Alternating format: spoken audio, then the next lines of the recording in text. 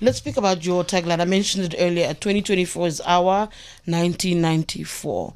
I think South Africa's democracy will be marking 30 years when we go into our next general polls. Speak to me a little bit about how you came up with it. What are you saying to us? What are you trying to tell us as the voters, as the electorate, in this message? So a lot of the things that we talk about, or some of them, are very organic, by the way. So 2024 is our 1994, preceded Rise Mzansi, believe it or not. One of the guys in our team, Tebo Khomowalusi, started printing these T-shirts that said 2024 is our 1994, and he articulated what that means. It resonated with all of us because basically after 30 years, we need to make some big decisions about what the next 30 years looks like.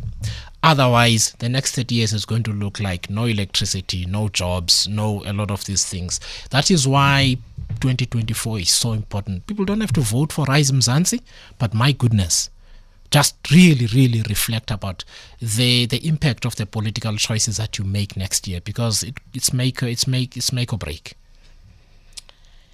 You know, so South Africa's got this weird obsession with former liberation movements. Of course, our governing party is a former liberation movement, the longest standing on the continent. I've always had this theory, and it's not my theory, actually. It's actually just there on paper, where liberation movements die, and they die in a spectacular fashion. And what I think we're watching is actually the ANC's death. That's taking a very long time, but that is what we're watching. So there's this weird obsession with liberation politics still, struggle politics still. How long do you see that shaping our picture? You speak about the importance of shaping up the next 30 years. They are dealing with a younger population. However, in our language, in the political space, in our language, in our traditions, we're still very much rooted in struggle politics. We're even seeing younger parties adopt that culture of struggle politics, language, and the likes, even though they're in the now. How long do you foresee that being part and parcel of who we are? How do we even move away from it? Can we? There are two things that will happen. One of them will happen. Either there will be an orderly, semi-orderly, gradual shift away from that kind of politics, or we're going to have utter chaos and destruction and violence, because people have reached a boiling point where it basically is this far and no further, and we will enter a level of hostility towards liberation politics, which is driven by the material conditions on the ground for a lot of people. I don't think we should get there, because that can be destructive on its own.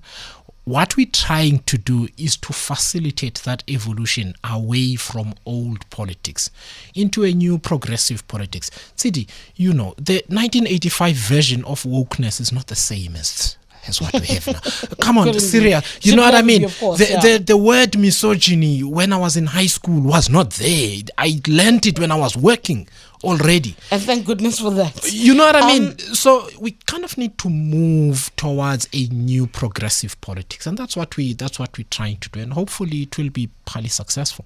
How would it then navigate issues like the Russia versus US debacle that we're dealing with at the moment around Lady R, whether or not South Africa did supply arms? How do you then approach issues like that in the world of progressive politics of Rise Mzansi? So let's simplify it, actually, not even talk about progressive politics. It's unlawful in terms of laws passed by Parliament to ship weapons to any country that is involved in an armed conflict. That is why South African soldiers are always wearing blue helmets in these countries, peacekeeping missions and so on. There's something called the National Conventional Arms Control Act. It says we may not do it. The fundamental issue is not whether Brigitte, the US ambassador, was intemperate or so on. The question is, did something unlawful in terms of South African law happen? Our government is saying we don't know. That's the answer. That's why there's an inquiry. That's the unacceptable answer. That's the unacceptable answer. They're saying we don't know. You're like, what? You don't know? In a premier naval base, South Africa's only proper naval base, you don't know what happened with a large ship that was here for 2 days? You don't know? That's a problem. And the problem with the politics of drama and gimmickry is that not many people have spoken about that. It's like that law doesn't exist because everybody is engaged in the theater.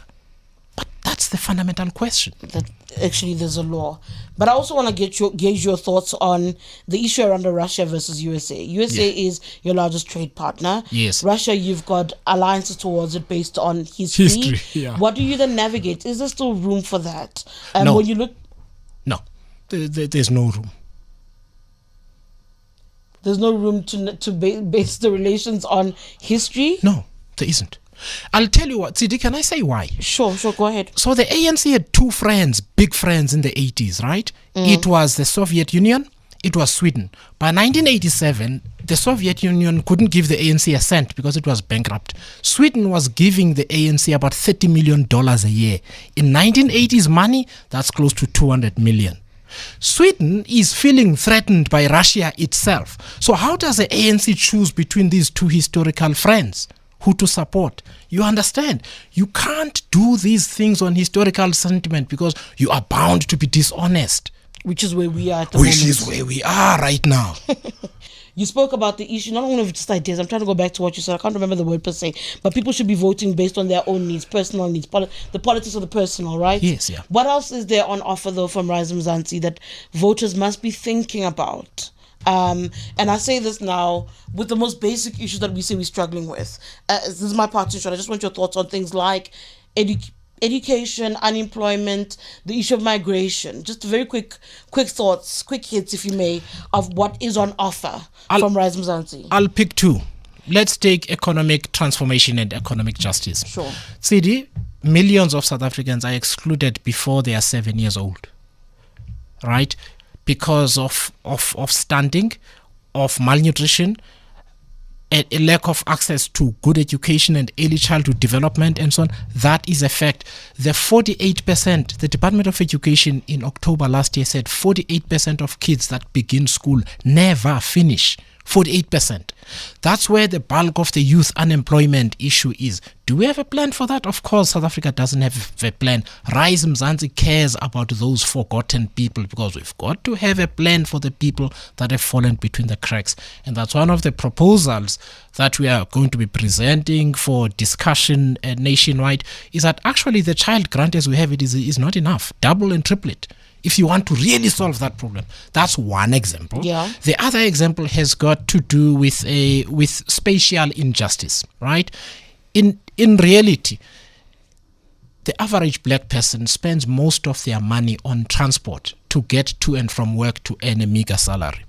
If you can't solve that problem, you cannot solve the erosion of black people's income in South Africa. You just can't. So you need to have a level of understanding of the struggles that people have on a day-to-day basis and have the solutions that are going to solve the problem now and in the long term. So I hope with those two issues, Tshidi, I've given a sense of our general approach to the kind of things that affect people on a daily basis. So this is Songezo Zibi, the national leader of Rise Mzansi. You joined me this week. For a full listen to the podcast, go to www.ewn.co.za. You can also find it on all your podcast sharing services.